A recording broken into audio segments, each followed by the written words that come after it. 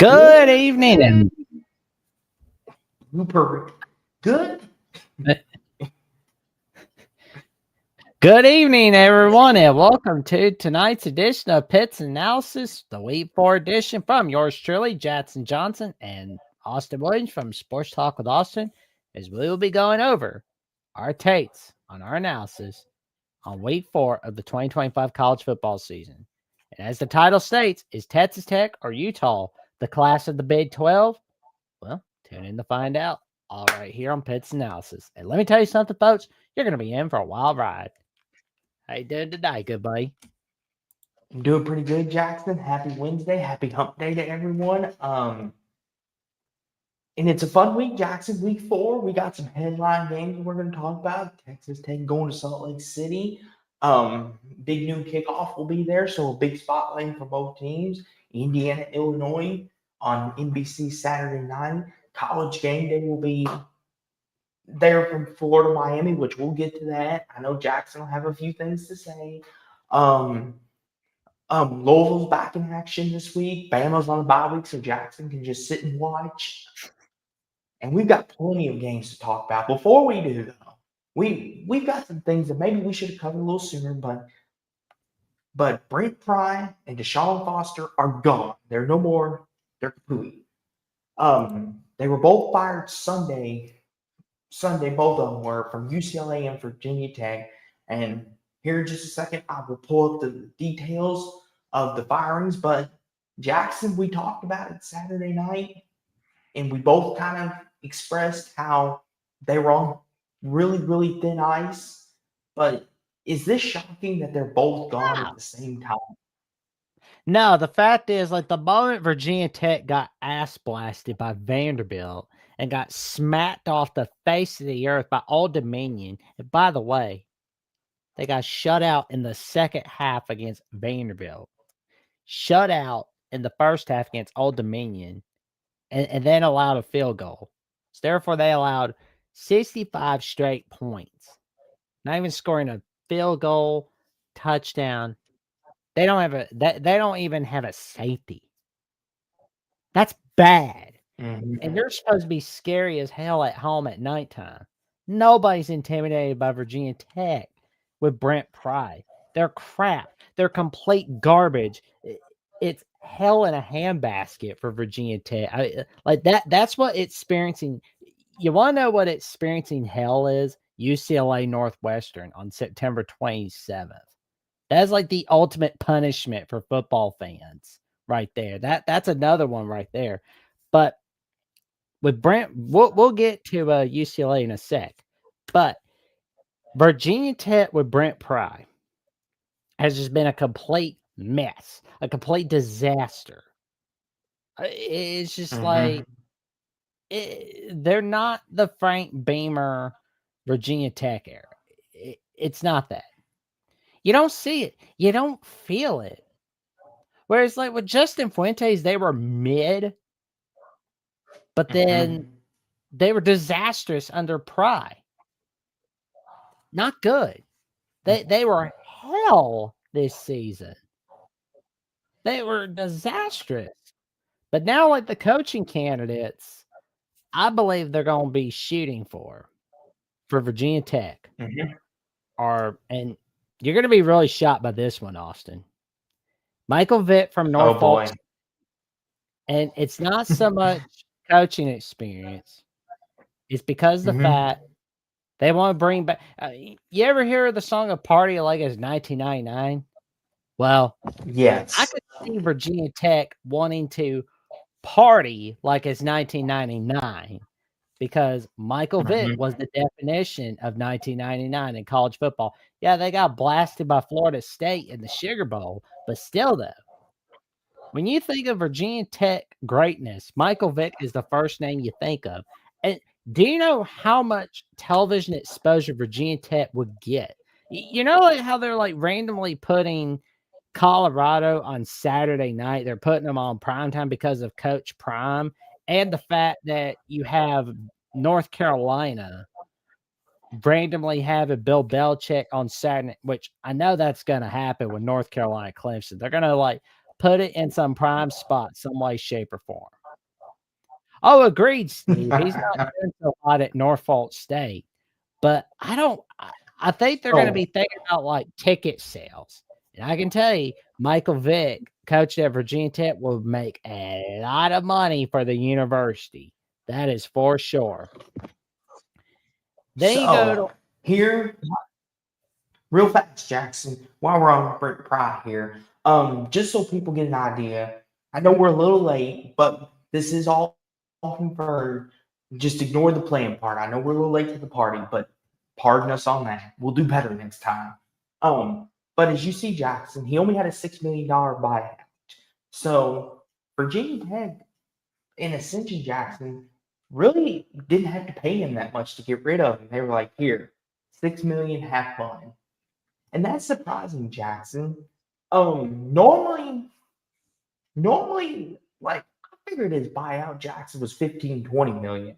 now. But 6 million Jackson, well, that's the thing too, Jackson.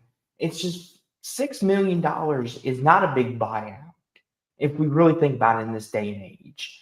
So I would love let me 6 ask you this, million. Jackson. Well, 6 million is not a big buyout in the world of college football and NFL, but to us, it would be great. But let me ask you this, Jackson. Is this actually a good thing for Virginia Tech that they didn't have to pay a big chunk of money? It was only 6 million. Oh, yeah. You because do you think going forward this will help the program? Meaning they Oh, don't have debilitating cash, so to speak. They don't do Texas A&M and pay Jimbo money each year oh, yeah. or pay him a big sum of money. Do you think Oh, this yeah. helps Virginia Tech? Oh, it does. Because then they can use that money to get a good head coach. But This is too. I'm sorry, Jackson. I know we got to move along here, but that's kind of fun. He said I could go 0-3 for 6 million.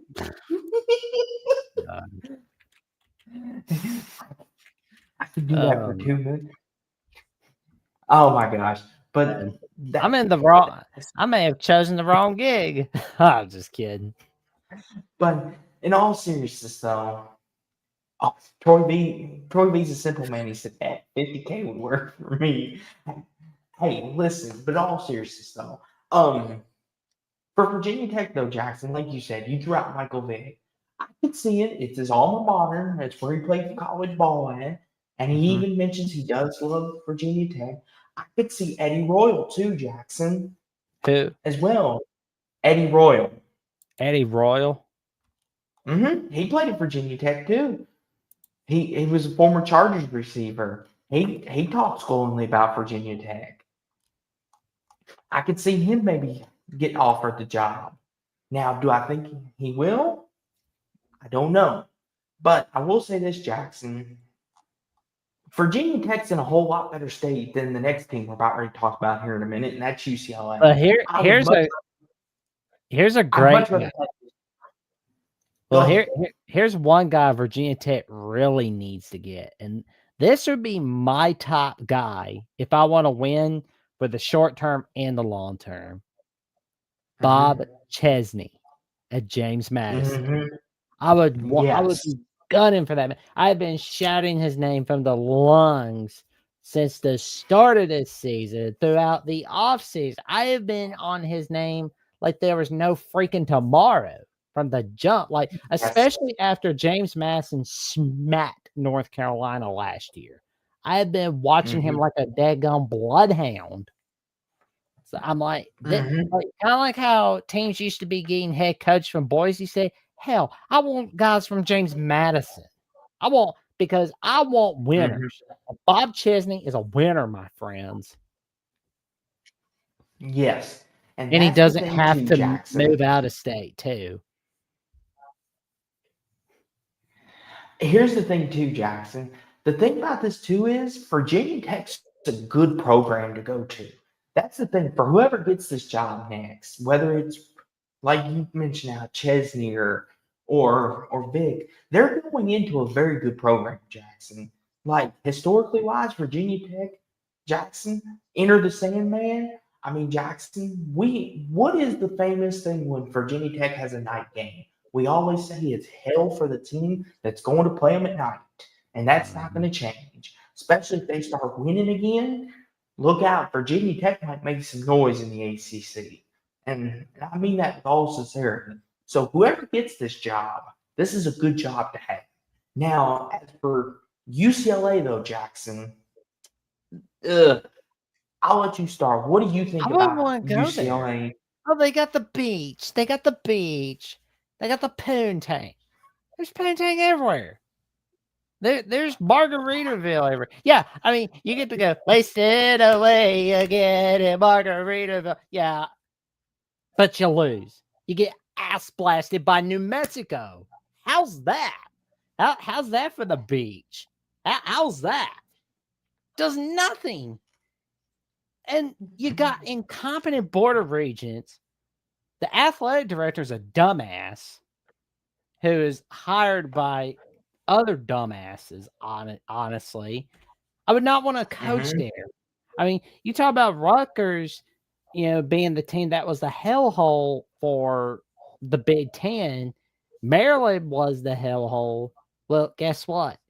UCLA is a complete dumpster fire in hell, who's basically Satan's boyfriend named Saddam Hussein. All That right.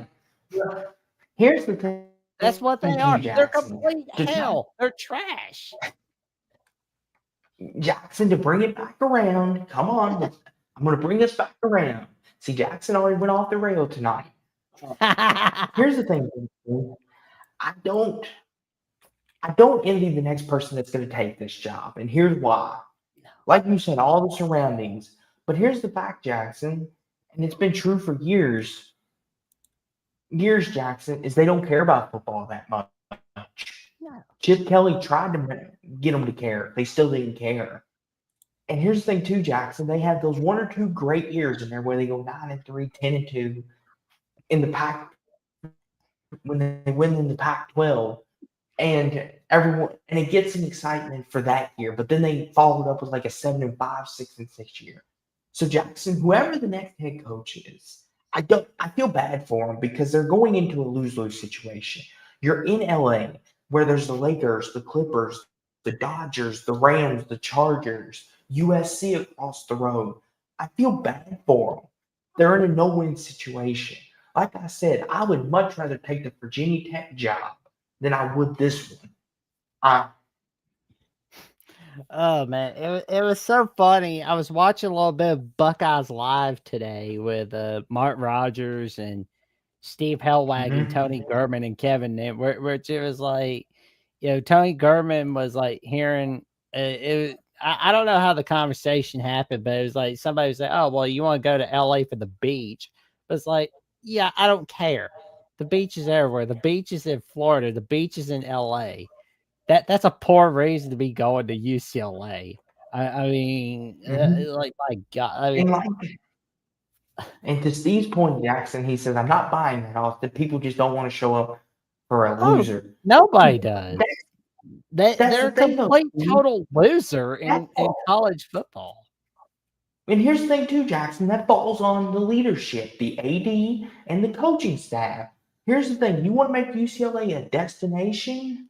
Then get your winning together. Be more consistent. UCLA basketball. Exactly. UCLA basketball, Jackson, is one of the greatest, maybe, programs in basketball history. It is a standalone blue blood. They have history.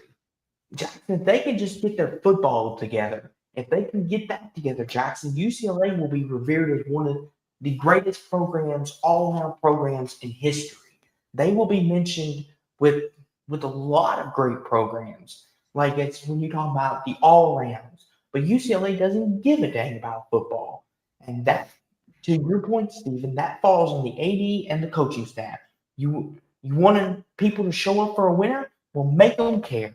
Make them care. And that whole Nico situation, snake bit it from the beginning, Jackson. Deshaun Foster didn't have a chance. They listen to the BS pitch sales from Nico's dad and wanted to get him. 0-3, 0-3, losing to Utah, losing to UNLV, getting Mm-hmm. smacked by New Mexico, and you give up on Joey Aguilar because well he wasn't giving much effort. Yeah, well he seems to be giving a hell of a lot of effort in Knoxville, Tennessee, and Mm-hmm. you dumped all over him. Like really, your instincts suck, coach. But I will say, Coach Foster was put in an impossible situation from the jump. And Yes. Steve has an excellent point. Indiana was a doormat till they finally got the right coach. That's what's going to take for UCLA. They had a chance to do that with like just go and get Jonathan Smith when he was still at Oregon State. You have a chance to be like, okay, we don't want to go with the Chip Kelly era anymore. Weeks before the 2023 season ended, but you flip flopped around on Chip Kelly. No, we're gonna keep him. No, we're gonna fire him. Oh, he's got that vote of confidence, and he saw what the writing was. And he left them in mid-February, a little bit after Valentine's Day, for the Ohio State, not a head coaching position, mind you, Mm-hmm. the offensive coordinator position for Ohio State. That was enough. Like that's bad right there. And they just took any old body. Mm-hmm.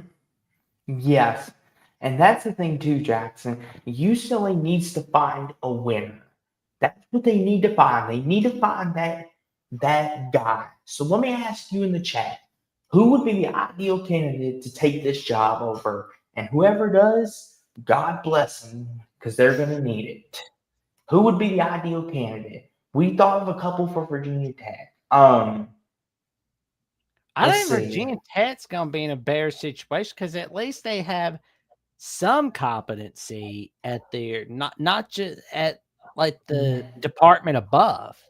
That's what's gonna take from UCLA, and I don't think they intend on fire. Like I mean, they'll fire the athletic director, I'm sure, but they'll put another idiot in charge as the athletic director, which will mean an idiot decision for hiring the Nets head coach. That it's just what's gonna happen. I don't have any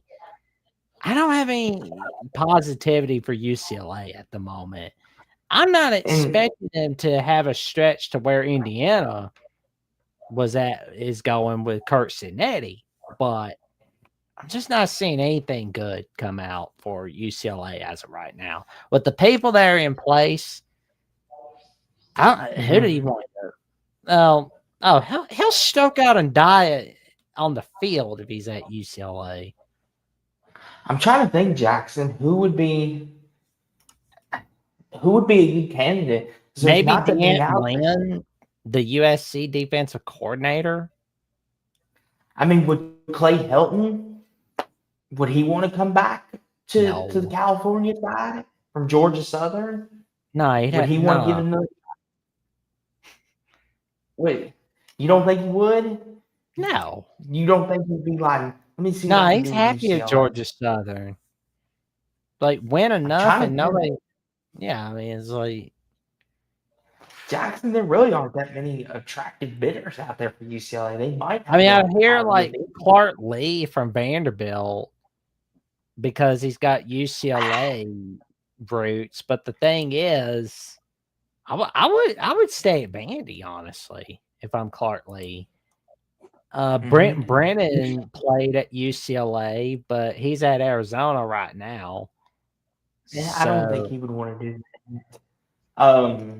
Jackson, the only other one I can maybe think of off the top of my head that would want to even test LA, is there anybody from the NFL ranks that would want to go there? That would no, maybe think that has a dream of going to a college job?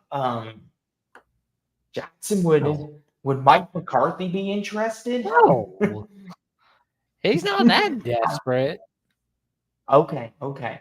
I'm just spitballing here. I'm just spitballing But I because it's will got. say, but it's like if we see an NFL coach going over to UCLA, it's gonna get plenty of undeserved hype. Oh gosh. Shh. But that's interesting. No, Jackson. that was interesting. That was the news update for the day. So for Virginia Tech and UCLA, they had to get rid of him. They thought it was what was best. Now, Jackson, I think Brent Pry and Deshaun Foster, do you think they end up on a coaching staff anywhere before we get to our picks for the week? Oh yeah, they'll probably be on a coaching staff somewhere, but I don't. If you had to take a guess, Jackson, where do you think they end up? Both of them. Just a Some wild crap guess. hole, some crap hole somewhere. I could see.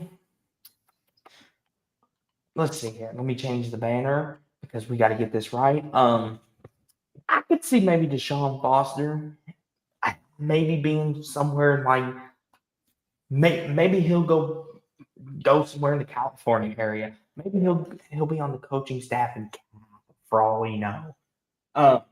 Because Cal does have hype, Jackson. Let's not forget that Cal does have hype. Oh, But that's funny, man. but what the people came to see, that was our news update for the day. If any more coaches firings happen, we will try to be here more speedy for you guys. But Brent Pine and Hey, Deshaun Foster Shirley, are no more. They're gone. They're fired. They're kapooey. They're done for now. But they're Jackson, gone. on to week 4. For Thursday night, we've got Rice and Charlotte. Jackson, and then we got Dolphins Bills on Amazon Prime for the NFL. Jackson, this is not a great day of football, unfortunately. I don't really have. I feel like I'm gonna.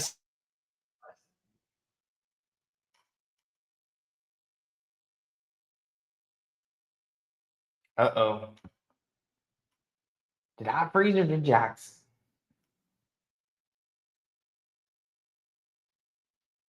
I think I think Jackson froze. Or did I freeze? Okay, Jackson froze. Okay, good. Jackson froze. Okay. Anywho,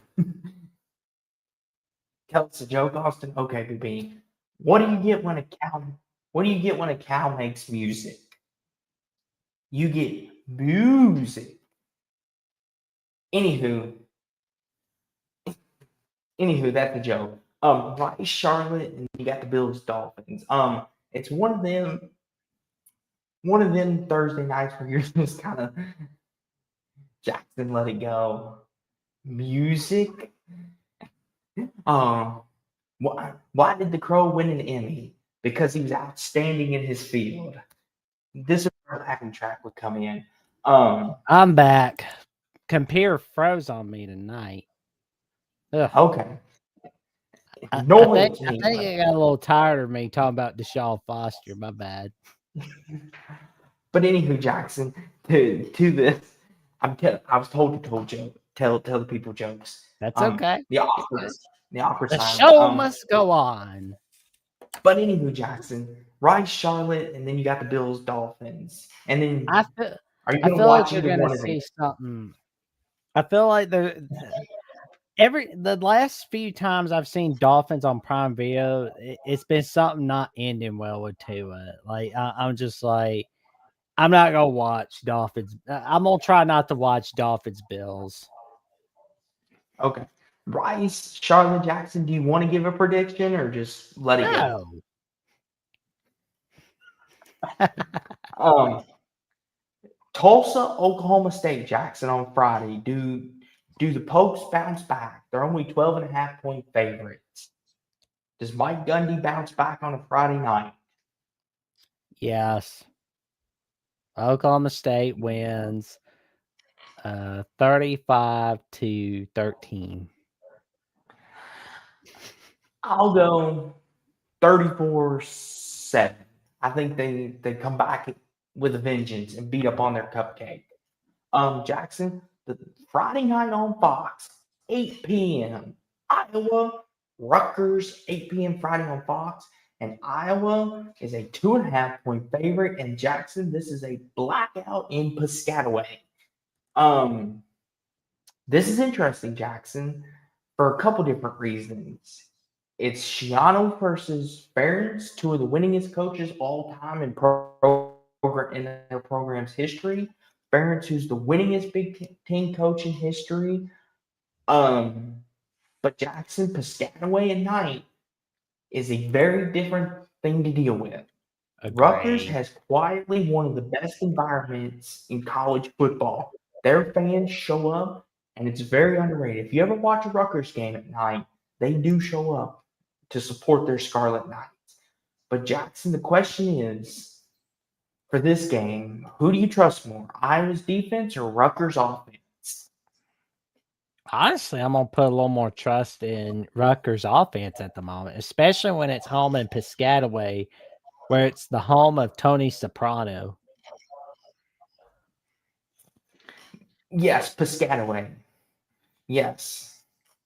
They call it Piscataway, New Jersey. Chief Stadium is what it's called. That's funny. That's funny, yeah. So Yes, Steve. Rutgers does have loyal fans. mhm. Like the casuals discount them. But if you are like us, who everyone here that watches, Rutgers fans love their team. They love Rutgers football. And but to your point though, Jackson, like Wolverine Gage says, I will trust Rutgers offense. Iowa has yet to adapt to the forward pass, says Troy V. Here's the thing, Jackson.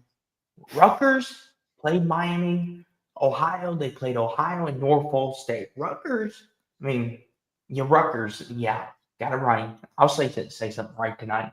Iowa, on the other hand, though, Jackson lost a tight one in Jack Trice Stadium to maybe the Big 12 favorites in Iowa State. So it's basically the team is kind of played the good MAC teams, and then you got a team who lost a close rivalry game a couple weeks ago. Oh yeah. Uh, this is going to be interesting. If you want offense, this isn't your game. Look away. This is going to be ugly because Kirk Ferentz is going to make this field position game. Um, you want to pick first? Do you want me to pick it first, Jack? Oh, you pick first, good buddy. Don't put me on the spot. You know what, Jackson? Give me Iowa. I'm gonna pick Iowa to win 19-16. Give me Iowa in a slug it out fist fight on Friday night. 1916 Hawkeyes get it done in a defensive game. Jackson, are we gonna make it a clean sweep or are you gonna split? I'm really thinking about this one, and Rutgers defense hasn't been all that impressive this season, Mm-hmm. but their special teams are really good. So that's something to think Mm-hmm. about. And Iowa's offense has gotten a little better. I mean, the ground game's looking pretty good this season, but I mean, they haven't been. I mean, the only tough opponent they played is Iowa State. That's it.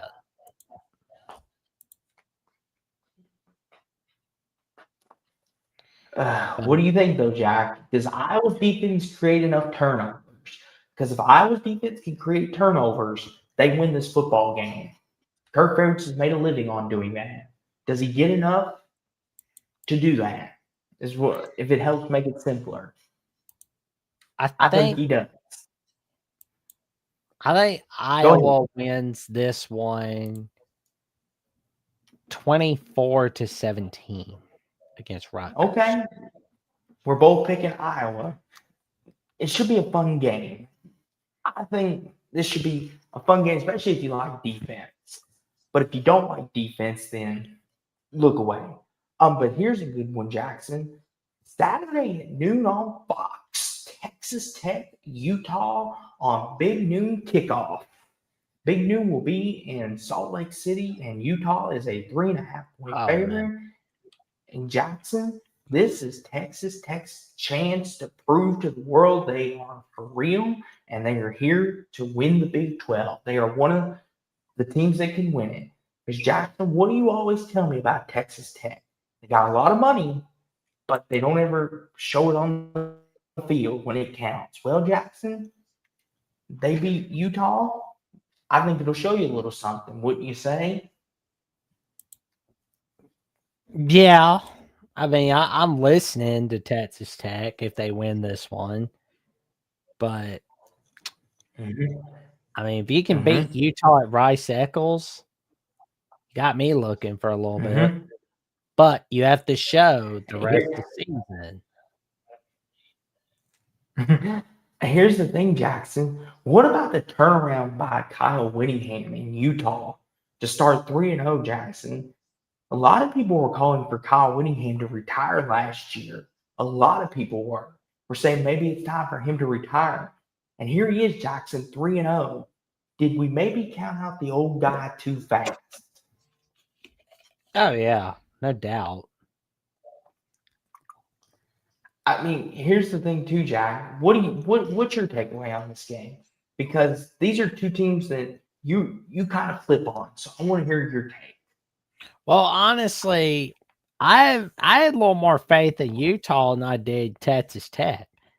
And if anybody was going to be a really good candidate for worst to first, I think the Utah Utes were a perfect candidate for that.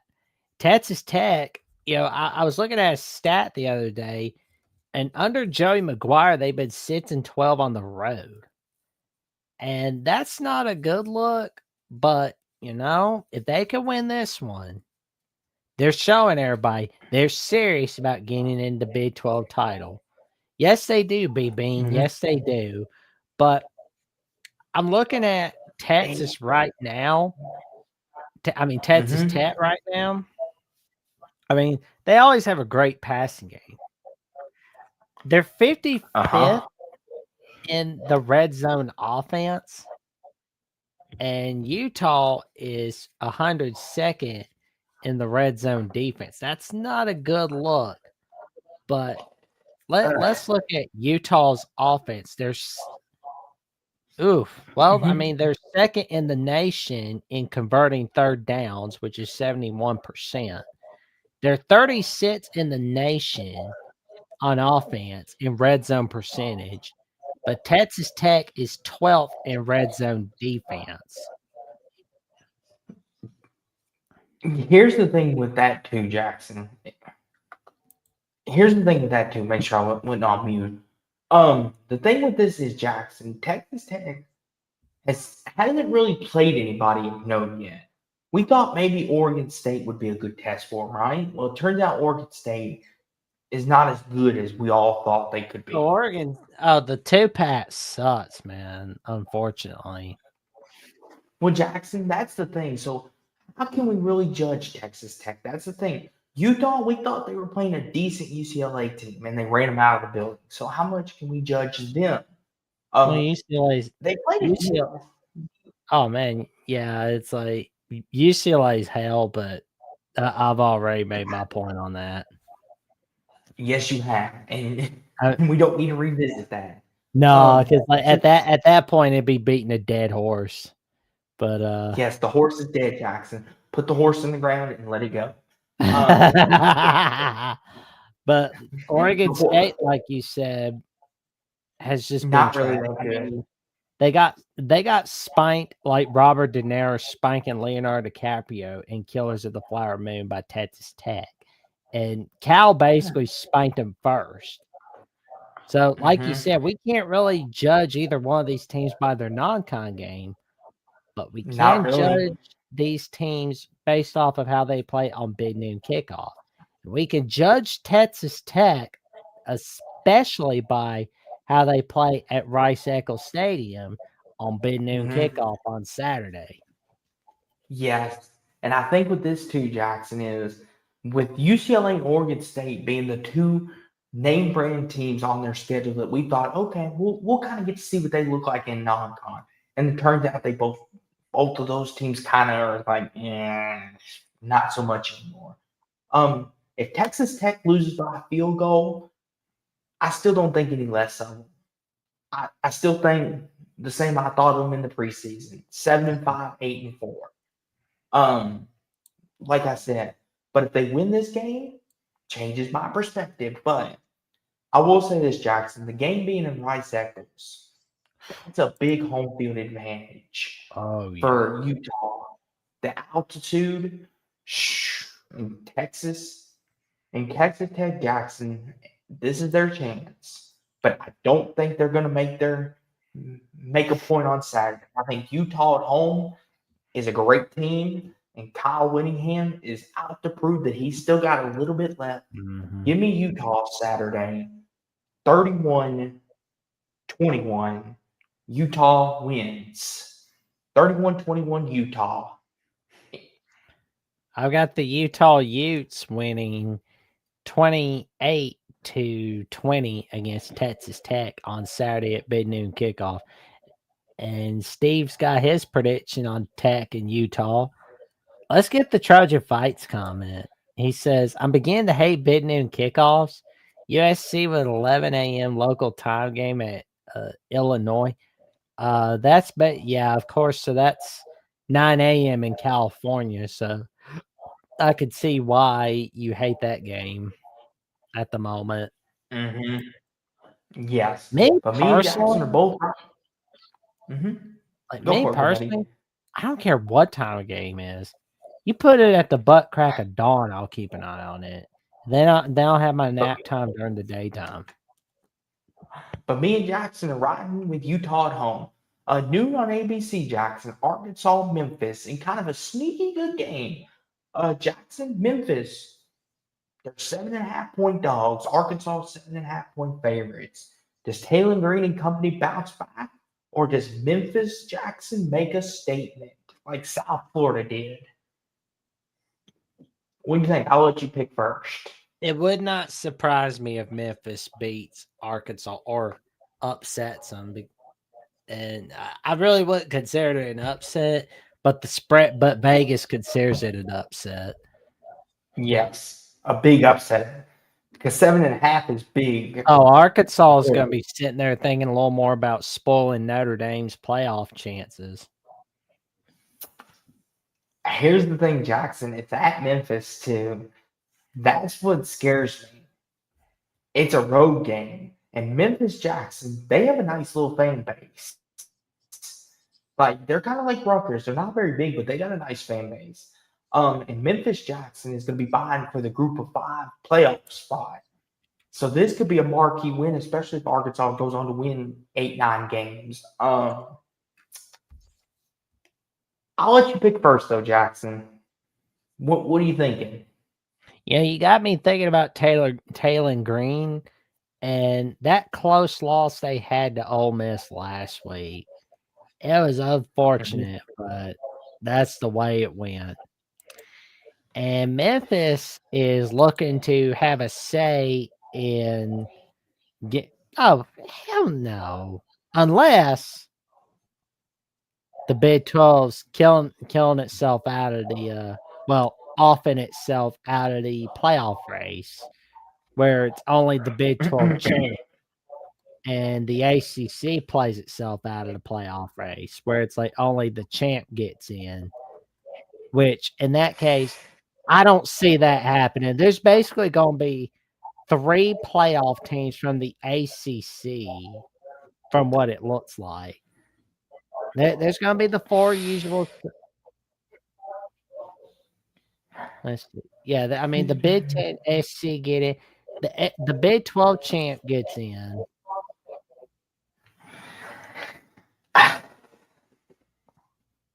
Mm-hmm. Jackson's doing math. Yeah. Well, I mean, Group of 5 champ will have their champ, and it's likely going to be from the American Athletic Conference. It's basically unless whoever gets in the ACC title game, basically gets in the playoffs. mm-hmm. Especially if they have a good record. But to Arkansas, Memphis, though, Jackson, God. like you mentioned, Arkansas is coming off a heart-wrenching loss. Do they bounce back, or do they let that roll into 2 games? Do they make it 2 in a row? Here's the thing, Jackson. Let me ask you this: if Arkansas loses, is Sam Pittman's seat on fire? Oh, the pressure to retire? Absolutely. No, But is the seat on fire? Does he get fired? Oh yeah. Like, Yep. not to retire. Well, at his age, it is. So this is almost a gotta have it win for Arkansas, if you Mhm. think about it. Especially if they want to keep Sam Pittman happily employed at the end of the year. But I don't know, Jackson. Memphis could pull it off. I could see it. I'll Mhm. let you pick first. Go for it, Jackson. I think Arkansas wins a tight one, 28-24 against Memphis. My gut's telling me one thing, but my head's telling me another. Mm. Go with whatever your Mm-mm-mm. gut's saying. You know what, Jackson? I, I You're don't know if I picking can do it. Memphis, aren't you? I'm thinking about it. I'm this close. I could really see it happening. If you're thinking it, what are you waiting for? What are you, Jennifer Love Hewitt? What are you waiting for, huh? Um, um, anyone that's seen I Know What You Did Last Summer will get that reference. You know what, Jackson? I didn't listen to my That's a gut movie last week. where there's a bedroom activity. Anywho, you know what, Jackson? Give me Memphis to win 27-20. Memphis with the upset over Arkansas at home. 27-20 Memphis. Hey, do Saturday at noon, Jackson. Maryland, Wisconsin. Wisconsin's a 9.5 point favorite. Go ahead, though, Jackson. Go ahead. yeah, you want? Yeah, I was gonna ask. You want to pay for the Peacock app on that one or no? Oh, I already have the Peacock app, so I don't have to pay for So do I. it. Oh Jackson, I got the Peacock app. Don't even worry about that. I bought it originally to watch my my WWE, but they're going to direct streaming service on ESPN, so I gotta buy that now. god.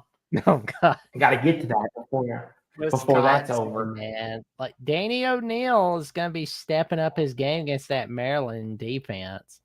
But like the Here's winner the of this thing, Jackson. game feels like they're gonna be going to a better stretch at bowl eligibility for this season. But the Here's the losers thing, might though, Jackson. Here's the thing. I'm having trouble picking this game because a lot of people are starting to believe in Maryland again. A lot of people are believing Mike Locksley is saving his job as we know it. But here's the thing, though, Jackson. They did this last year, and then what happened? He lost.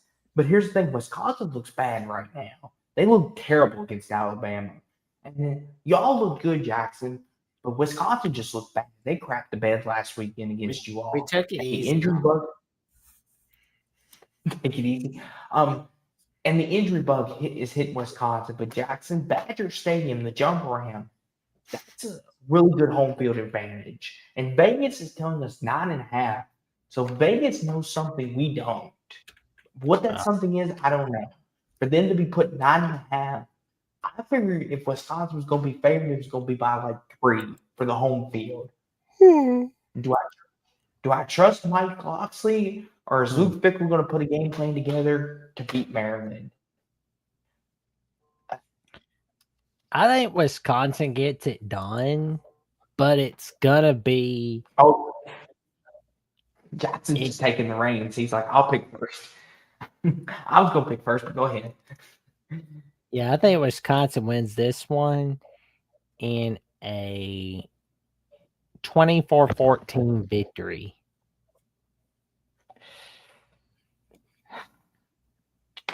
You know what, Jackson?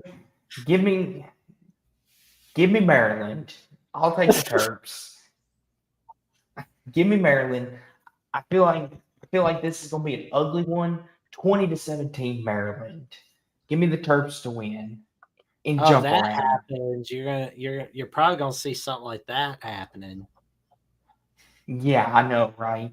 Fickle is the next coaching casualty. Yeah. Yeah, 12 p.m. Fickle's on it's over for him if that happens. 12 p.m. on ESPN. I mean, here's the thing, Jackson. They're beat up at quarterback, and they looked bad against Bama last week. I might regret it Saturday when we do the post game if they win, and I'll apologize, but I'm going to back You America. don't need to always apologize for bad pits. Like bad pits happens. Like I make good pits and I make bad pits. You don't I ever just, still. I just feel obligated to, good buddy.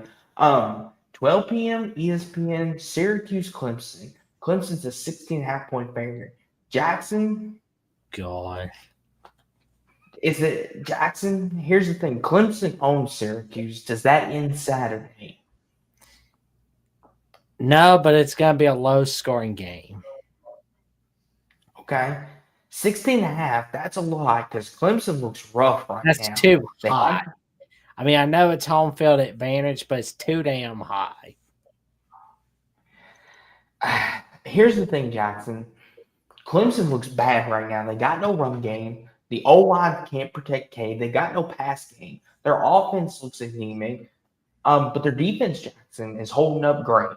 That's the thing that's keeping them afloat right now. So, but Jackson, this is a big game for Frank Brown.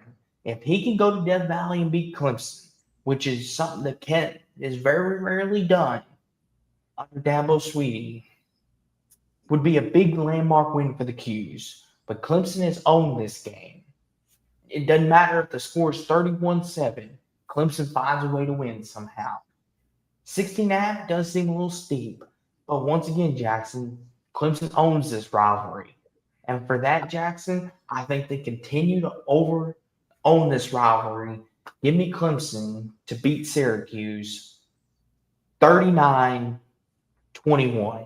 Clemson. Oh man, Clemson, I think will get it done in a 28-21 victory. But Okay. it's a fun game to watch, but it's no rivalry. That doesn't Mm-mm. feel rivalry-esque to me. Virginia Tech, go away. You suck, Virginia Tech.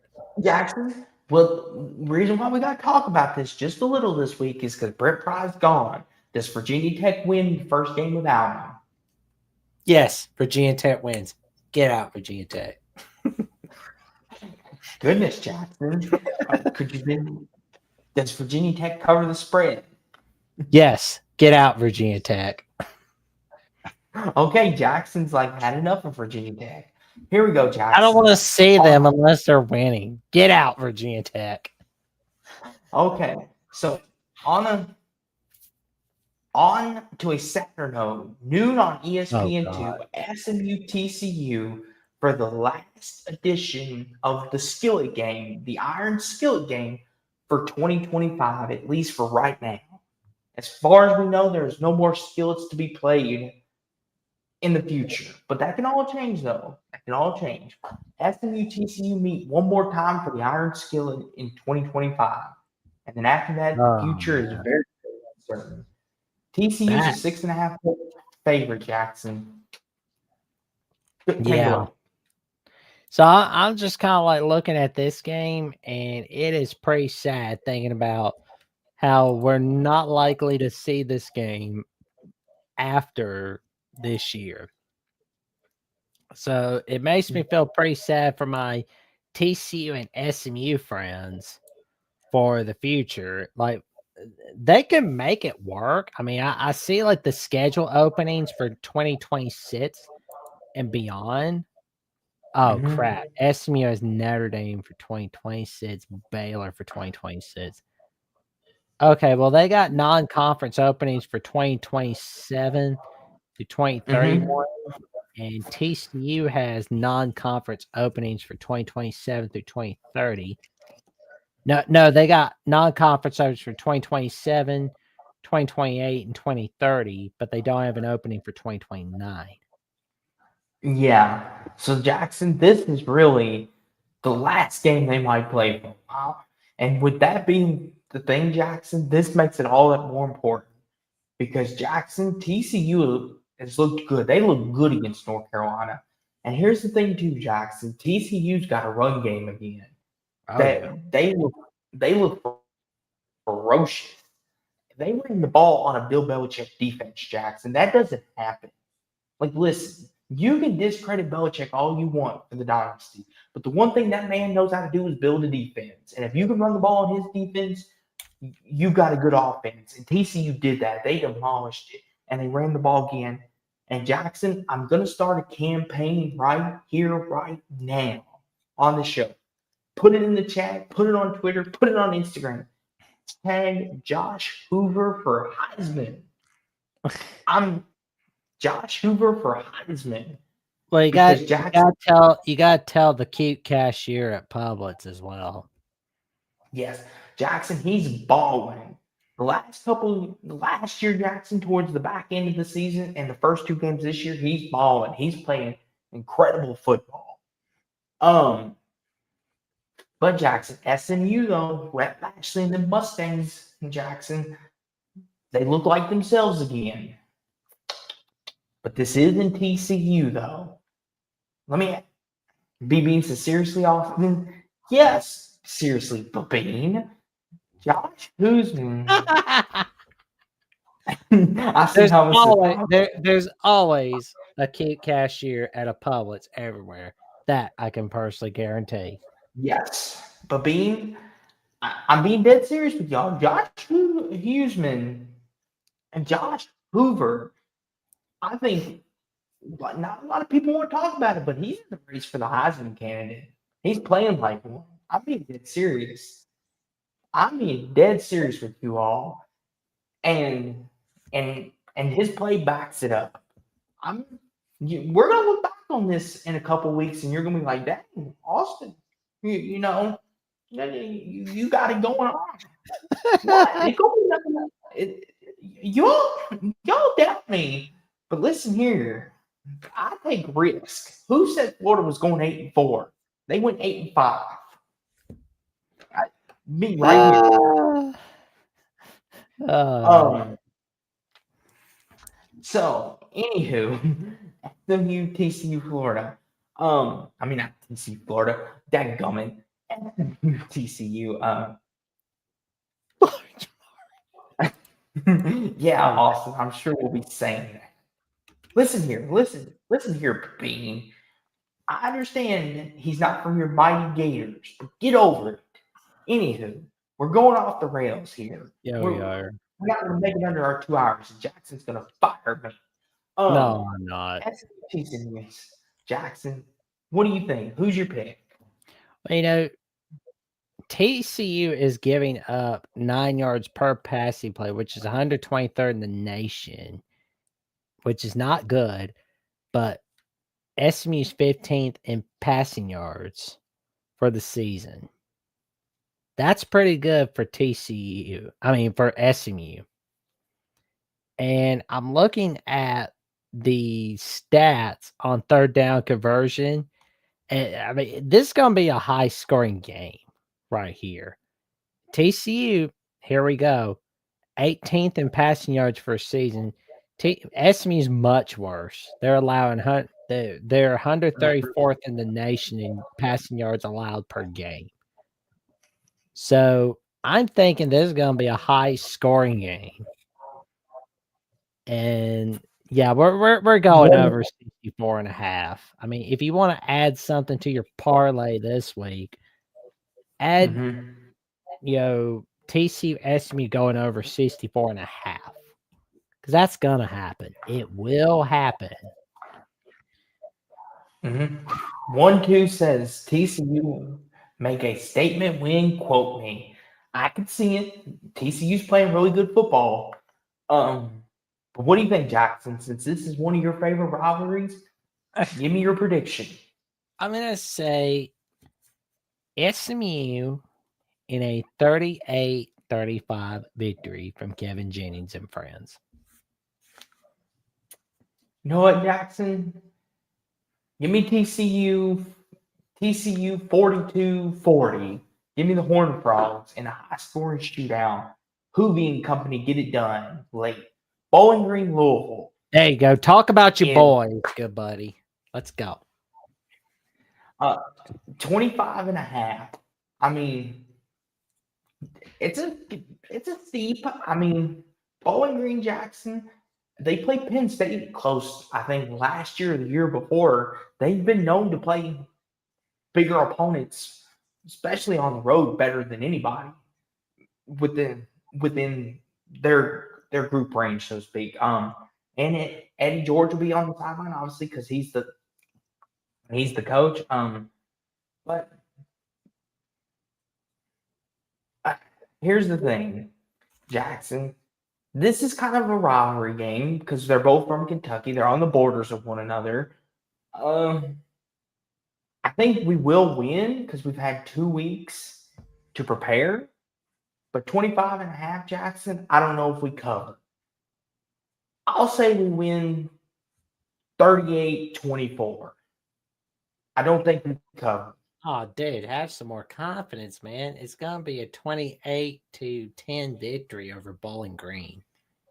Have some more confidence.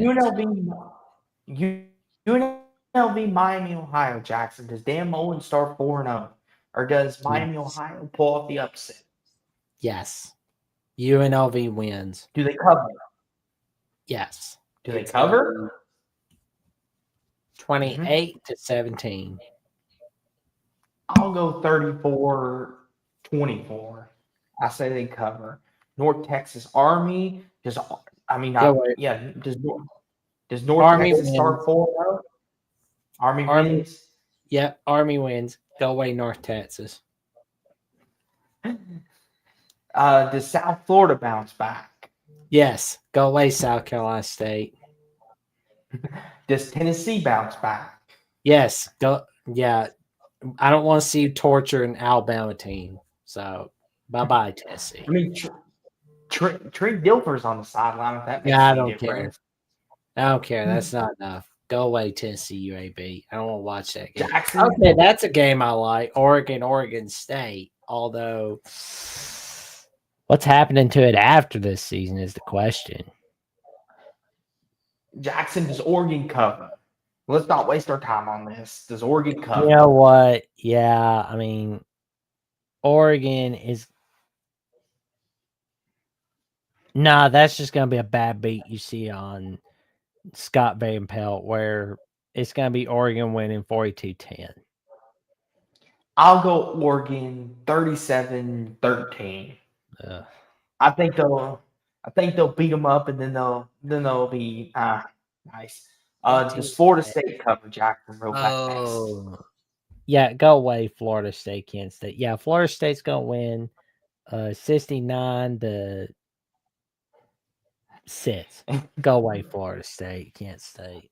3:30 on not ESPN. I'll get it right tonight. 3:30 on ABC. Auburn, Oklahoma, Jackson. Jackson Arnold's return to Oklahoma. And Jackson, this is the quintessential, maybe one of the biggest games we've had to date. Auburn. I keep screwing up here. Auburn, Jackson. This is the biggest game they've played to date, in my opinion.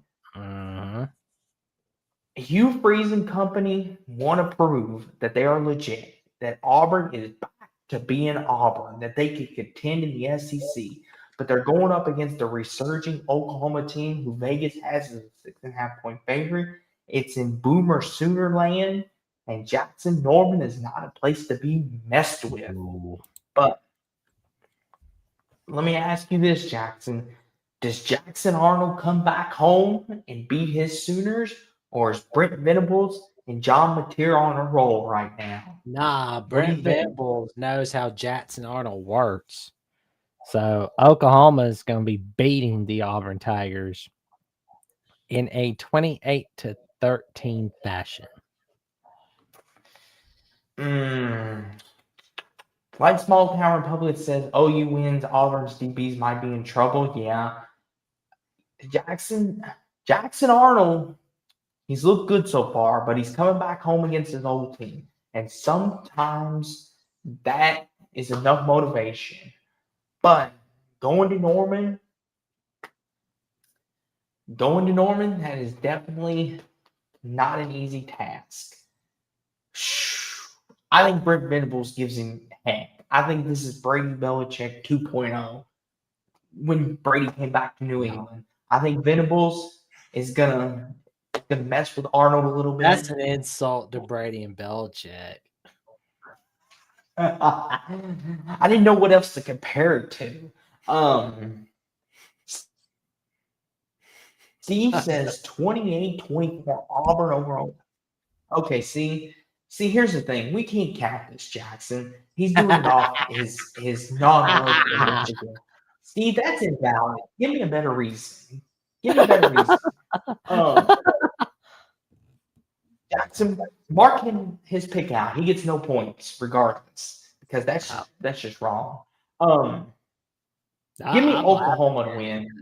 Give us your pick. I think Oklahoma wins. I think Jackson Arnold's going to turn into the pumpkin again. I think Brent Venables causes turnovers. I'll go 34-20 Oklahoma. I think they win. 3:30 on ESPN. Tulane, Ole Miss. Does John Sumrall and the Green Wave go to Hotty Toddy and upset the Rebels, or does Lane Kiffin get it done? I don't think. I think honestly, this is gonna be a close one. I mean, we talked about Memphis a little while ago wanting to show South Florida, hey, we still run this show. Guess who else wants to show they still run this show? Tulane. Uh-huh.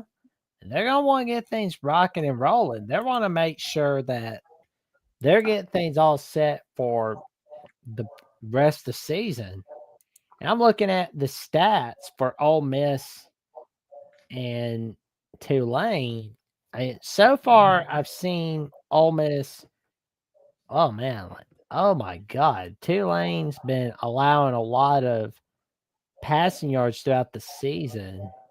They're 100th in the nation, 235th, 35 yards allowed. Oh my God. Like Ole Miss offense is gonna chew them up and spit back out. But so is Tulane's offense. I mean, they're good, but nowhere near as good as Ole Miss's offense.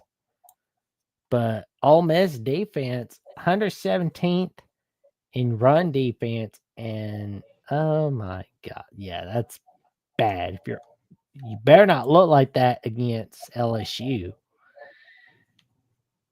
But I will say, I'm gonna go. Here's the thing. Yeah, Tulane. Before you hold on, Jack. I will say they played this game a couple years ago with Jackson Arnold, and it took a late touchdown rally from Arnold to win this game. So Tulane has a history of doing this to Ole Miss.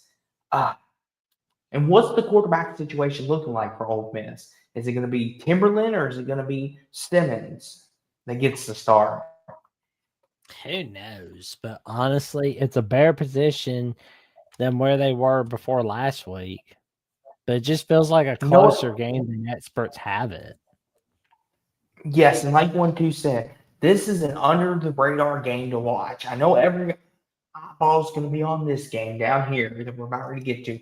But if you are a diehard like me and Jackson, everyone in the chat, this is your game to watch. If you want to do dueling screens, this is the one right here. Ole Miss is a 13.5-point favorite, Jackson. Do you have them winning? And do they cover? I have Ole Miss winning, but I do not have them covering.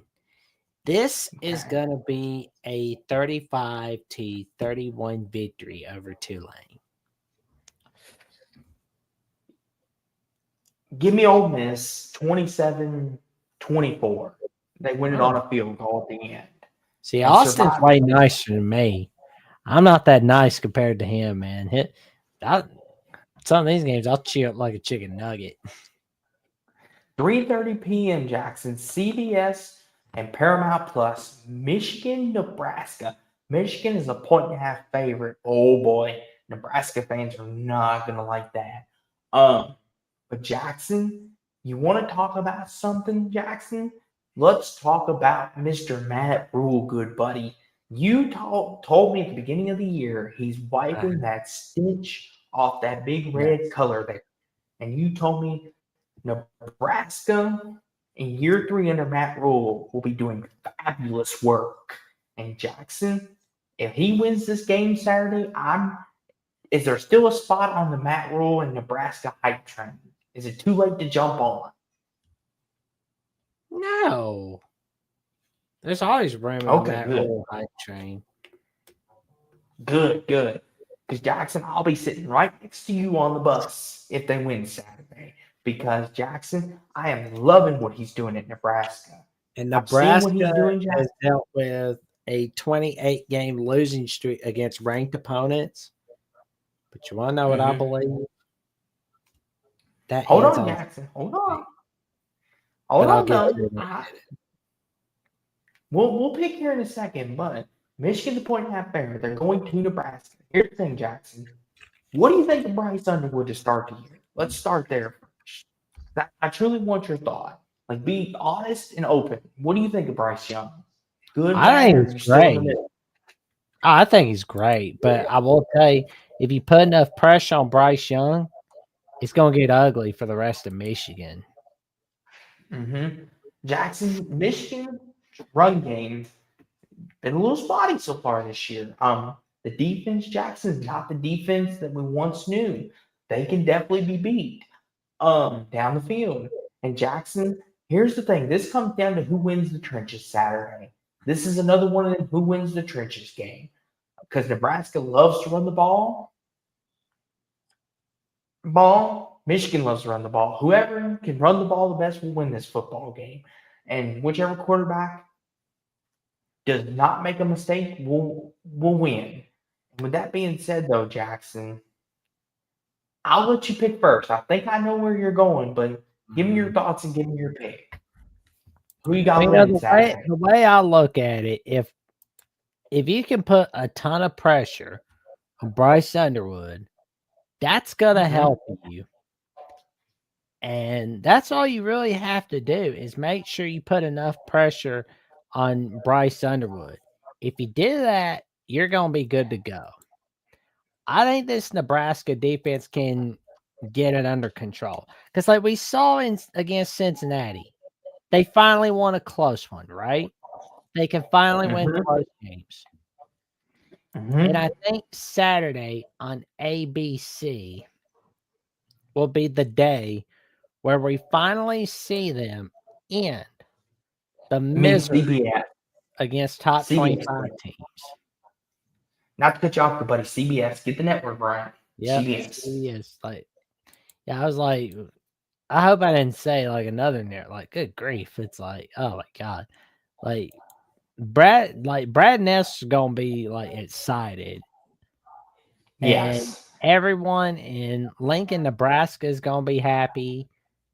I think the Nebraska Cornhuskers win this one in a 24-17 victory. That's what I think Nebraska will do, is get it done with a 24-17 victory. Oh.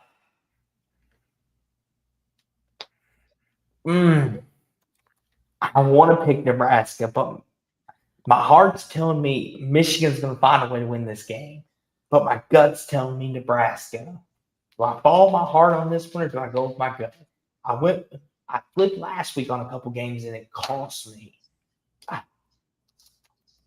You picked Nebraska. I don't like doing this because we got our Ohio State people in here. Give me Michigan. I'll take the Wolverines. You got to call that team up north. I'll take Michigan 21-16 over Nebraska in a tight one.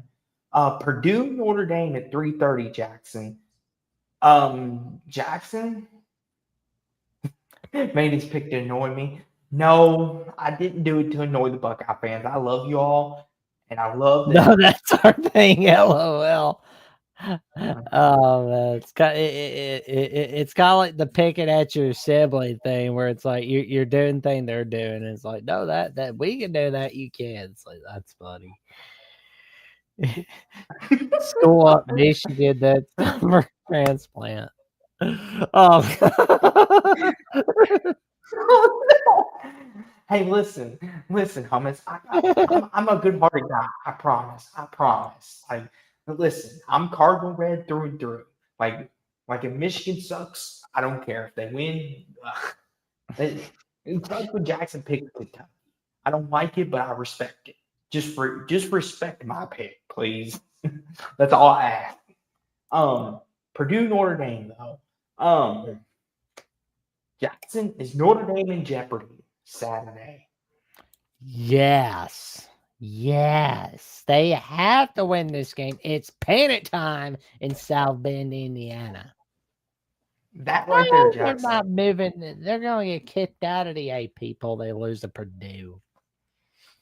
But yeah, they Jackson, do. They need to get rid of their defensive coordinator, though. here's the thing, Jackson, 26.5-point favorite for Notre Dame. Too high. That's too high.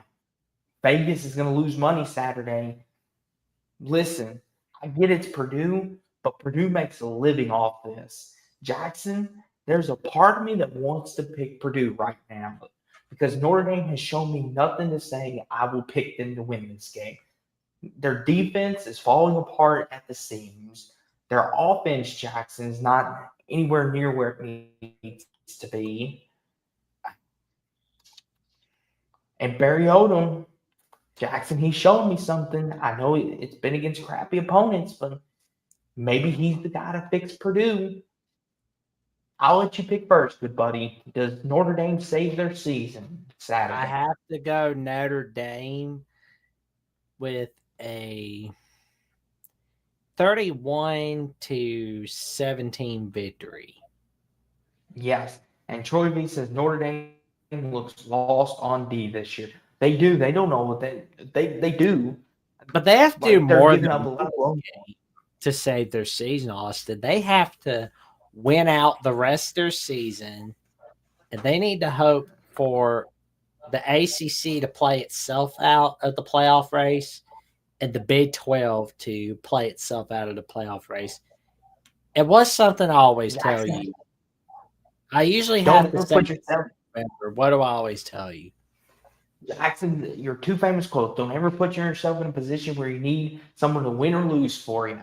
In this case, Notre Dame has put themselves in a position they need some losing to happen on the other end. They did it to themselves. Yeah. Here's the thing, though, Jackson. One game at a time, though. I'll take Notre Dame because they're at home. I'll go 30-26 Notre Dame. But I'm not happy about doing that. I think Notre Dame's offense, they'll be able to run the ball on Purdue, but I think Purdue will be able to take advantage of that defense. 3:30 on Fox, Jackson. North Carolina UCF. The Scott Frost era. Scott Frost against Bill Belichick. The Scott Frost era is off to 2-0, and they are 7.5-point favorites at home. Jackson, this is intriguing. You've got North Carolina, who we don't really know much about, other than they got beat badly on Labor Day night against TCU. But last two games, they've seemed to improve. Against inferior competition. But UCF, Jackson, are they beginning to rebuild their reputation? Is Scott Frost bringing UCF back to what they had once before? I'm not ready to say just yet.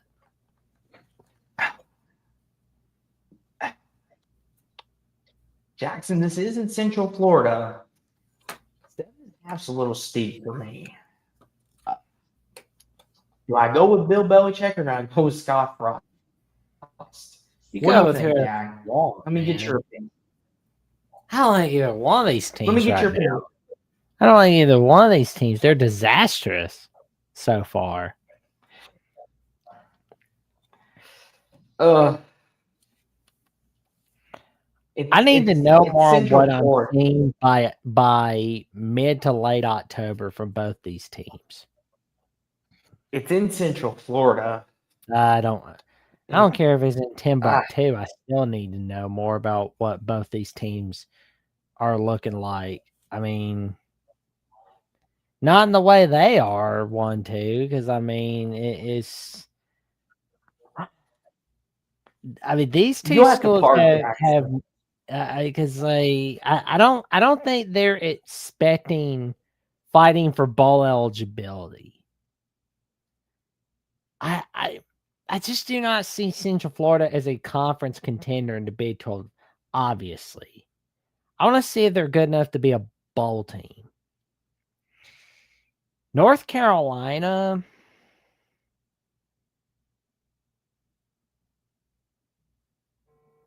I have no words for them right now. You know what, Jackson? I'll pick first. They're Give me, they give don't. me Central. Go ahead. Neither one of them look all that exciting to me, honestly. You know what, Jackson? Give me Central Florida. They're at home. I'll go 24-20 Central Florida. I'm gonna go with Central Florida on this one, and it's gonna be a 28-24 victory. Ball State, Yukon, James Hell no! Madison, Liberty. All right, Jackson, calm down. We're not I going to know. predict that game. Like, I just calm I just down. wanted to mess with you on that one. 4 p.m. Jackson, NC State, Duke. Does Duke bounce back? They're 3.5-point favorites. Does NC State keep it rolling? Quick prediction. Ooh, Give me Duke at home. this is I'll take Duke. 31-27 Duke. this is They gonna cover. be another comeback victory for North Carolina State, where they win 34-24 against Duke. Northern Illinois, Mississippi State, Jackson. Do the Huskies pull off another upset? Or No. do the Bulldogs keep rolling to good to But 4-0? Mississippi They're State doesn't beat the spread if it makes you feel better. I think it's gonna be 20. 31-14 Mississippi State. I'll go. I'll go 23-13. Low scoring game. Here we go. Temple, Georgia Tech. Idaho, San Jose State. 6 p.m. on FS1. West Virginia, Kansas. Kansas is a 13.5-point favorite. Let's go. Here's the thing, Jackson. West Virginia coming off an emotional victory in the backyard brawl. Kansas coming off a defeat against their rival, Missouri. So you got one team coming off an emotional win, and then you got Kansas coming off a defeat. And Jalen Daniels is playing well again, Jackson. That offense looks like the Kansas we know and love from once before. And Yes. it's in Lawrence. What do you think, Jackson? Does Rich Rock rally the troops and go on the road and beat Kansas, or do the Jayhawks get it done? I think that West Virginia is gonna be prepared for Kansas, but Kansas is really gonna prepare for this one right there. But do I see West Virginia upsetting Kansas? No. But I think Kansas wins this one in a Mm-hmm. 31-24 victory. And like one to point out, flip a coin, and the spread is way too large. Yeah, 13.5, I think, is a little too steep. I'll go 28-25 Jayhawks. Kansas gets the win. Delaware FIU. All right, here we go. 7 p.m. South Carolina, Missouri. Jesus. Missouri's a 10.5-point favorite. Jackson, another crucial game in the SEC. Does South Carolina bounce back? But they'll be I without feel Lenore like Selly. it's I think it's panic time for South Carolina because they need to make sure Lenora Sellers is 100% healthy. They need to make sure he's good to go, making sure he's all right. Because when he got hurt last week against Missouri, against Mm-hmm. Vanderbilt, excuse me, where's my head? Mm-hmm. That told me right then and there that they're screwed. That they were screwed against Vanderbilt. And the Here's the fact thing, though, that he Jack. was questionable against Missouri tells Mm-hmm. me it's not a good look for the Gamecocks. Here's the thing, though, Jackson. I I Real quick, the one thing I will say is Shane Beamer has had time. He's had a full week to prepare his backup. So if their defense can tackle Jackson, they got a shot. better. But go ahead, though.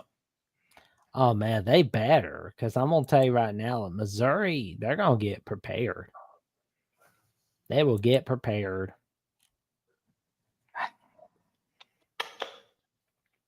Uh, Missouri and Jackson looks legit. They do. This will be their Mhm. first big test. Give me Mizzou.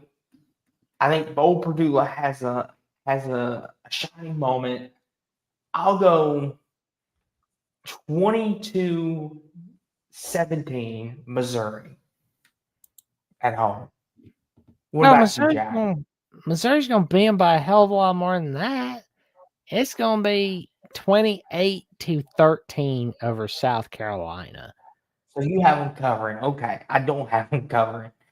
Oh, Yeah, okay. South Carolina's screwed, unfortunately. Okay. Here we go. A This is little more gonna be sloppy, a little more sloppier games. Oh jeez. Lord, this is. I'm gonna Here we go, puke. Jackson. Here we go, Jackson. 7:30. Florida versus Miami is the U. Jackson. A college game day will be in town for Florida, Miami, 7:30 on Saturday night on ABC. And Miami is a 7.5 point favorite. So what does Vegas know that we don't, Jackson?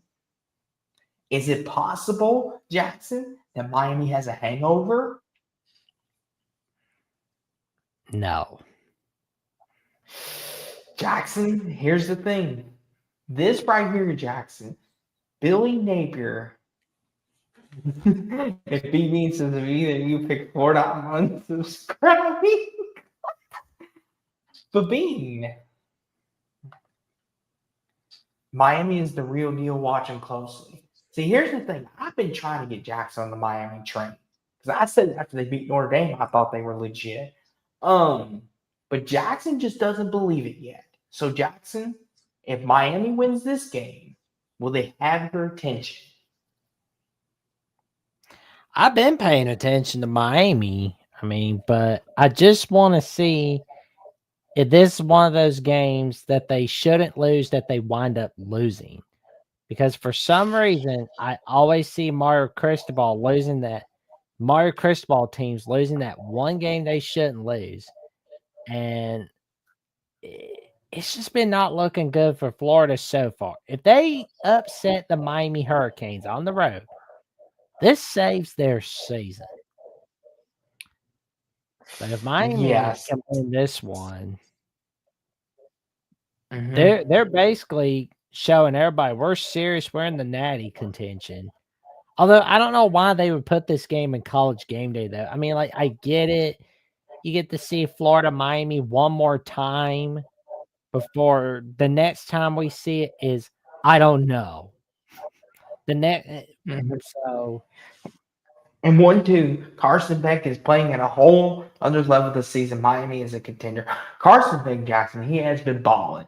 For as much crap as you and a couple other people have given him, Jackson, he almost seems like he upgraded going to Miami. He has. He's been balling. He's been more consistent throughout these first three games, Jackson. Miami, this might be the year they can finally win the ACC. Jackson, you might get your dream. What's your biggest dream that you always tell me on and off air? An ACC championship game between which two teams? Miami and Florida State. I want to see that You so badly. Well, Jackson, this might be your year for that if this keeps up. It better be. It better be, by God. Jackson, if God's gonna give you a gift, that would be his gift to you for all your good work. He'll be like, "Here, Jack, you've been good boy. Here's Miami, Florida State on a Saturday night for the right to go to the Um, college football playoffs." Um, but let's Jackson, 5 picks though.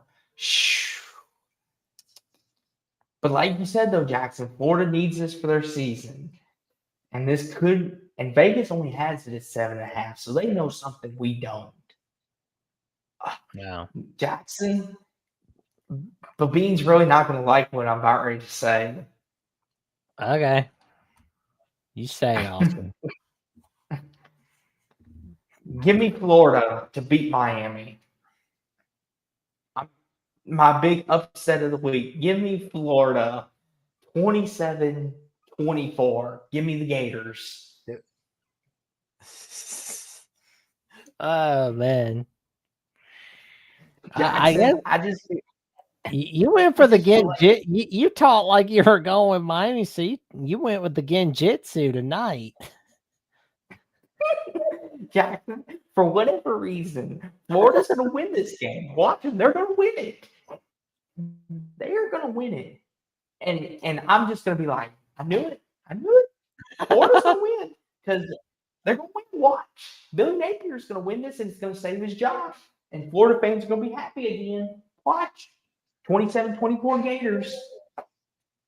Go for it, Jack. I may have just lost our fan base, but Oh that's no. my upset of the week. I'm going with I say this with great reluctance, but I'm going with Miami on this one. They're gonna win 28-17 on Florida. Here we go, though, Jackson.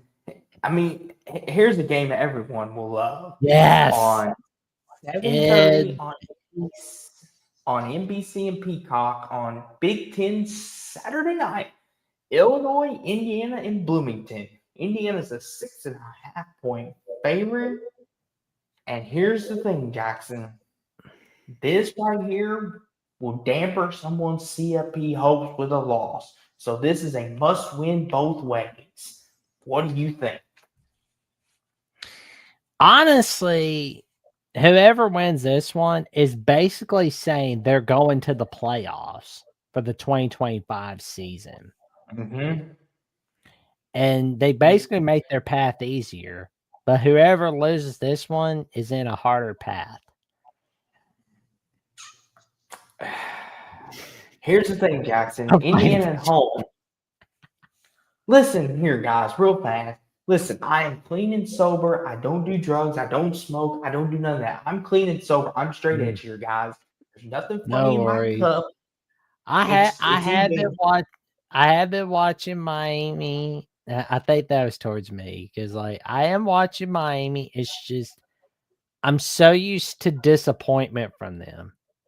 It's I like think that's towards me because I think Florida. I think it's like Wile E. Coyote trying to catch the Roadrunner, but there's like a rule that says you're not supposed to catch the Roadrunner. Apparently, there's been like some set ground rule that Miami is not supposed to succeed after that loss to Ohio State in the Fiesta Bowl for the 2002 season. Real fast. 1-2, if I may ask, who is that directed at? Me or Jackson? Just that was more towards me. So okay, because I gave Miami their props, but I did say that this would be a game Florida would win. But anywho, and 1-2 says I don't believe in either of Illinois or Indiana. Both already need to play somebody good. Okay, 1-2 says that was for Jackson. Okay. Yeah, that was for me. I'm just so used to Mario Cristobal teams just like blowing a game they shouldn't. Like they always do that. I mean, they did it to us last year with Miami, where they were unbeaten going to Georgia Tech. They had a chance to clinch spot in the ACC title game, and they blew it by losing to Georgia Tech and then losing to Syracuse on rivalry week. I'm not saying that happens again this year. I'm just saying I'm just so used to complete and utter trash disappointment from Coach Cristobal, where we just where we see somebody let everybody down. I mean, because it's like Mhm. it looks like because I mean I get it, Miami's had a pretty good non-con schedule this year. They had Notre Dame started off great win over them. They dominated and annihilated South Florida. But you know they beat Florida. Mhm. I mean, yeah, they're still in top 4, no doubt. But I've Mhm. got to see how they're going to do against Florida State. I've got to Mhm. see how they do the rest of the season.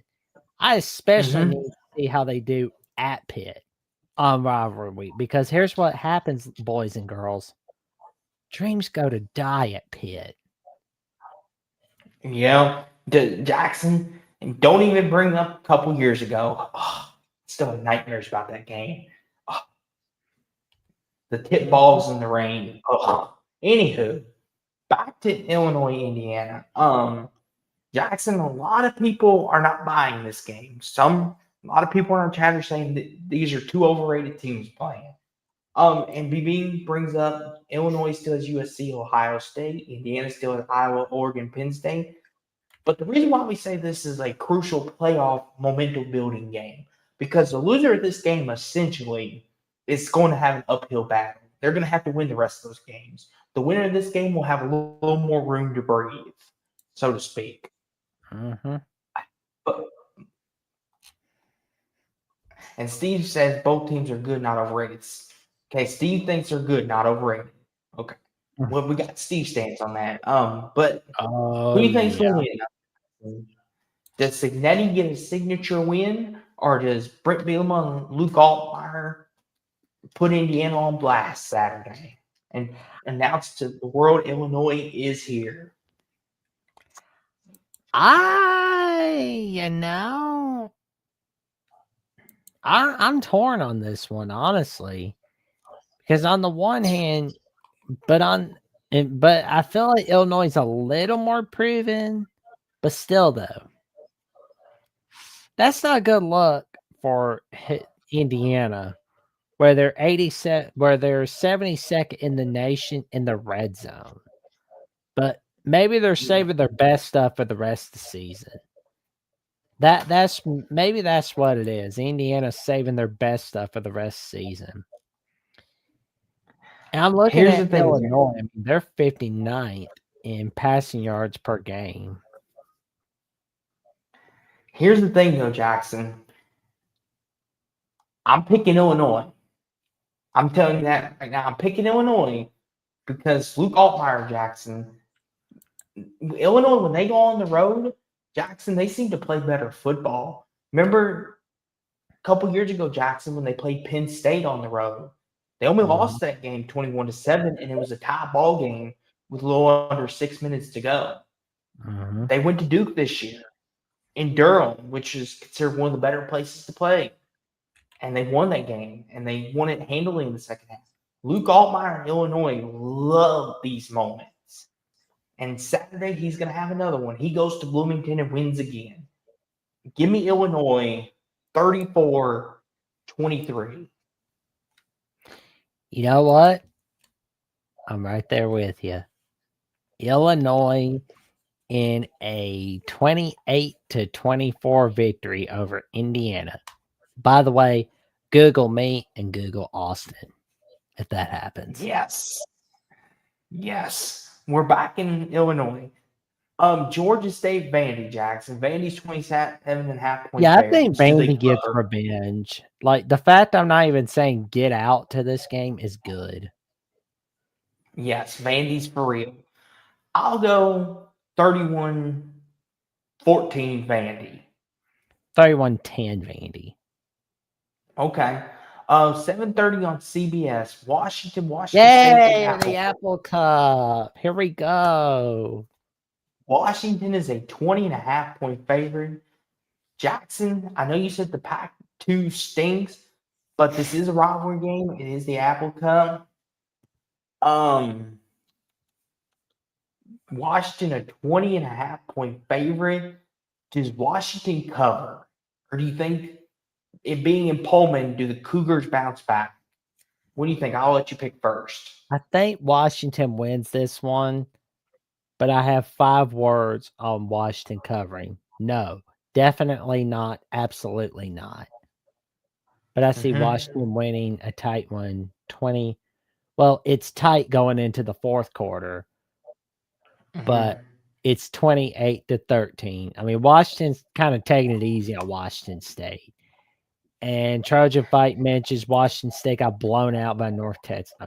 Yeah, but this is a rivalry game, though. That's the thing. They need an exorcist after this one.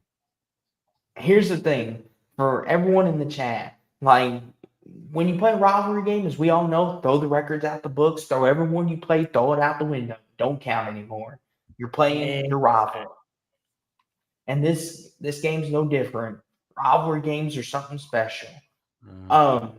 Weird things tend to happen. Just ask Jackson, Bama, Auburn over the years. The kick six in the back of the end zone twice. Oh Just God! ask Jackson. Weird Oh, you things should have. happen in rivalry. Oh wait until go back in the time machine to 1972 with Punt Bama Punt when Alabama lost to Exactly. Auburn, where it was not even like it wasn't even because of like we only allowed a field goal. We didn't allow any offensive points from Auburn, but we lost to Auburn because of not one but 2 block punts, where Auburn blocked 2 block punts from Bama. That was bad right there. But moving on. But here's your history lesson. This game is in Pullman. Like Steve says, Washington looking ahead to the Buckeyes. Yeah, I think there'll be a bit of a look ahead too, but I do think they take them serious. 23-15 Washington. I think they win by 8. Stanford, Virginia, 7:30 on the AC network. Stanford gets their first win. Does Stanford upset Tony Elliott and company, or does Virginia get it done at home? I might be sick in my mouth a little bit just looking at that game. Who's your pick though, Jackson? Speed round. Here we go. I reluctantly am going with Virginia in a 24-17 victory, but I will be pulling for Frank Wright and Stanford on this one. If Virginia loses this one, Tony Elliott's making a seat hotter in Charlottesville. Give me Virginia 38-16. 7:30 on Fox. Arizona State at Baylor. Arizona State going to Waco, Jackson. Baylor, a 2.5-point favorite. Does Dave Aranda get a big momentum building win? Or does Arizona State kind of silence some doubters Saturday in Waco? Oh, man. Like, Baylor's been looking pretty good on offense. I mean, they've been outstanding. But we're going to wait and see what happens with Sawyer Robinson and Baylor. And Arizona State's wanting to show everybody they can do it. They can still do it. They can do what they did last year. But I feel like Sawyer Robinson is going to lead Baylor to victory at home in a 41-38 victory over Arizona State. Baylor's coming off a big win over SMU. Do they have a letdown? It's in Waco. Oh, Baylor Jackson, won a crap game last week after SMU, so no worries. But still, though, Jackson, they're building confidence. Do they let that confidence go to their head? That's the thing. It's in Waco. If Baylor's trench play is not up to par, Arizona State will run the ball like Auburn did. Give me Arizona State, Jackson, in a 31-27 shootout. 31-27 Sun Devils. BYU, East Carolina. Oh, BYU. That's going to be a good one, shockingly. 6.5. Does East Carolina upset the Cougars, Jackson? Or does BYU? That's a good point. They're going to be having them. BYU's caught in a trap game a little bit before Colorado next week. And Jackson, it's a cross town for them going Utah to Carolina. Personally, hummus, I don't know why, and actually, I do know why. I think CBS tends to do that double header thing once, twice a year. It used to be like twice a year, 3 times a year, but I know like CBS does the double header for rivalry week, and NBC does the same thing. But I think they're doing it for uh I don't know, like, but I Well, actually like it.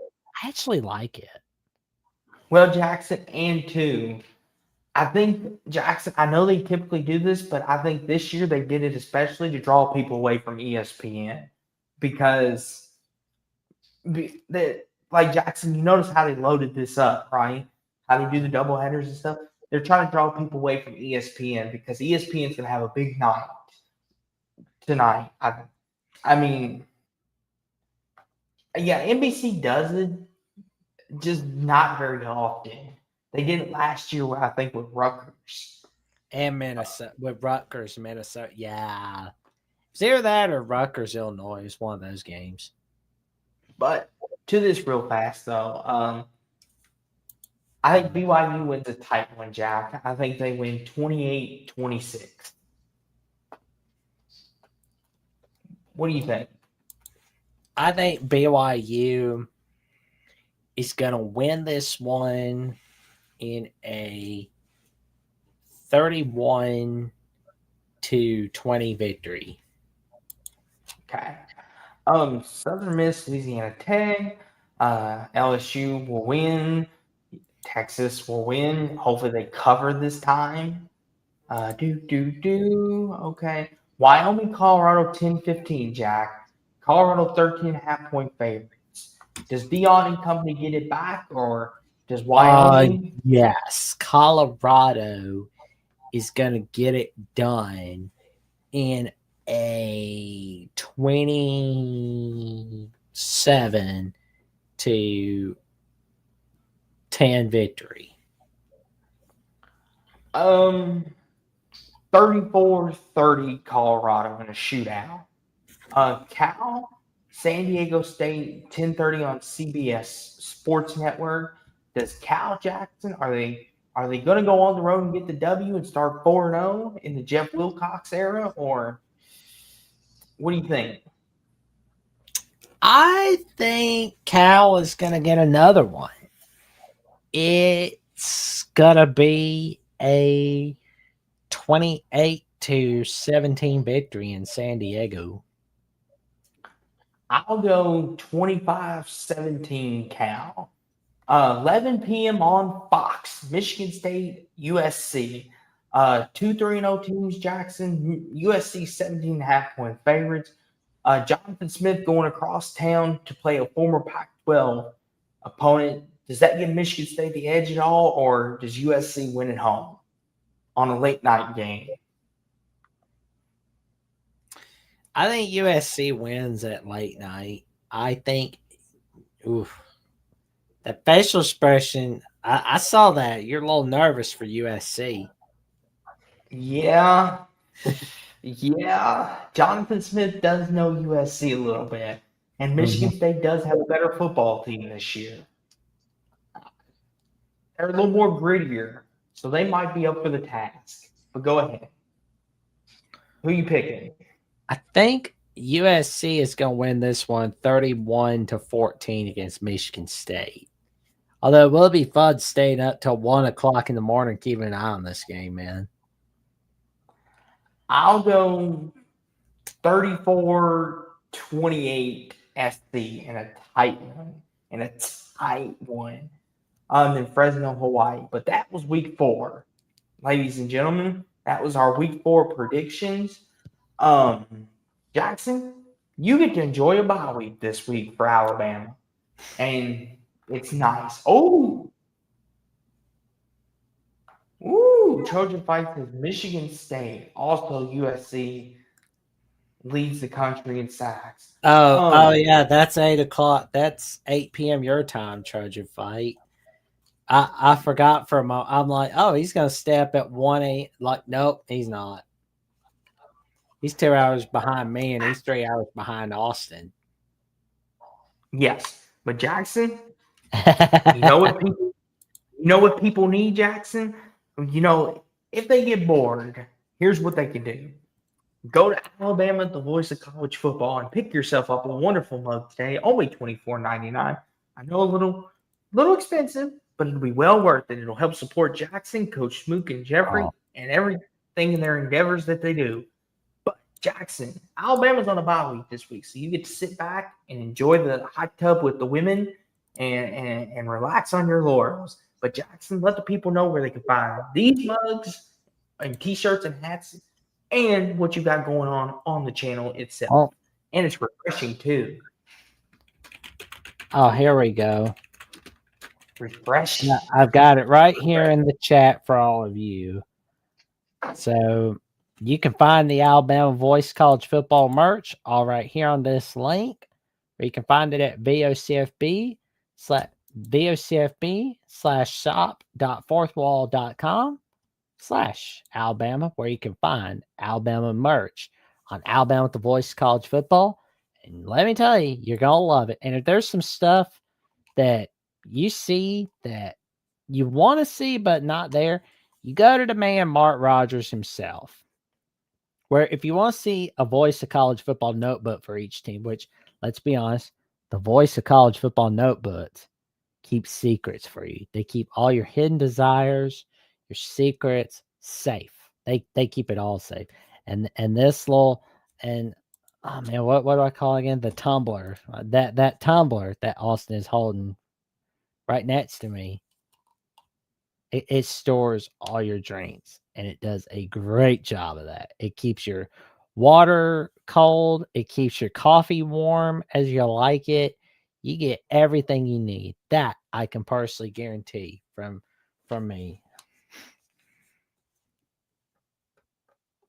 I currently have blue Gatorade in here, and it's nice and cold still. Yep, that's what it does for you. Keeps your blue Gatorade cold for you. Yes, but Jackson, if people want to buy merch, that's just an extra. But what people really need to do is make sure they watch your content because that is real information. Good buddy. Let the people know what you got going on, good buddy.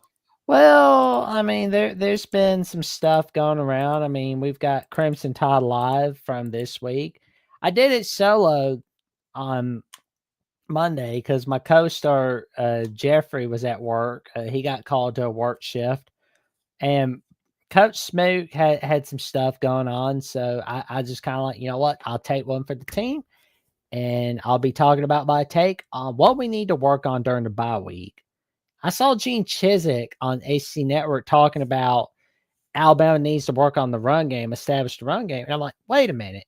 That's what I said. That's what I said on Monday.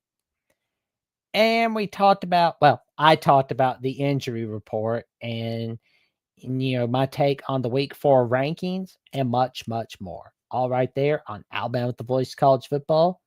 Tune in. You won't want to miss it, including the Thursday night call-in show. All right there on Alabama with the Voice College Football. Yes. And Jackson, not only can they find you there, but tell people what you got going on your channel and everything in between. Go for it. Well, I will say I've got some stuff in store coming up. I've got an episode with Sonny Burma from Locked On Illini and at Talk Illini. Because I'm going to tell you right now, he's now working at On3. And he's got magic cooking up there. He's got a wild ride coming for all of you. All right there. And we're going to discuss it all. And you can check out my latest episode with Mountaineer Paul from Locked On West Virginia, where we talked a little bit about, his backstory before he became a content creator. And, it was a very important episode because, it's not every day you see people talking about their backstories on the Jacksonian, but you'll be seeing more of that all right there. You might see an episode with Greg Sipes. I don't know if it's going to happen, but I will be making sure it happens for all of you. But I've been telling a lot of y'all, and I told this guy right beside me, and I've told a lot of people, off air. I've been looking to branch out to not just like more sports guests, but and get more college football and NFL guests, but like just people outside the sports realm in general. And I heard about like Greg Sipes' story about why he got fired by Warner Brothers. When he said like they found something as to why they fire him on Valentine's Day. But I could tell you right now, if we do get this episode, if we're able to lock in a date, if we're able to get something figured out, we will be filming a Jack Sane episode together. And he'll tell all of you as to why Warner Brothers thought it was a good idea to fire him from Cartoon Network's Teen Titans Go. And what's in store for him afterwards? Tune in for more. For more updates on what I've got going on Alabama The Voice of College Football or Jack Sane, or my once-a-week calls on the Paul Feinbaum Show, including my latest call today, where I talked about how today was 70 years ago, where we had our first color TV telecast of a college football game between Georgia Tech and Miami. Check me out on Jats VOC. Be on /Twitter and on Instagram at Threads, Jats Bob 43908, and check me out on Jats and Johnson Nice and Blue Sky Social, where some say the skies are blue, the skies are gray, the skies are overcast, and I say to each their own. Austin, what's got going on this week, buddy? Yes, we'll be right here on YouTube as well, Sport Talk with Austin. Of course, my normal Wednesday night thing, and we will see you all back here Saturday night per normal. We will be going live after LSU, Florida, and Indiana, Illinois. We'll be going live after that, after those two big games. So around 11:15, 11:30, midnight, in that time frame when they're over. We'll be going live after that for, of course, Final Whistle. And, of course, you check me out on X and all that other good stuff while we're at it. And while you're at it, make sure to like, comment, subscribe, click on our notification bells so you never miss another great video of mine or Jackson. What we have coming throughout the week, videos, shorts, everything in between. We've got it all right here. And who knows what's going to come next. But until then, ladies and gentlemen, hit Jackson, hit our music. Let's go.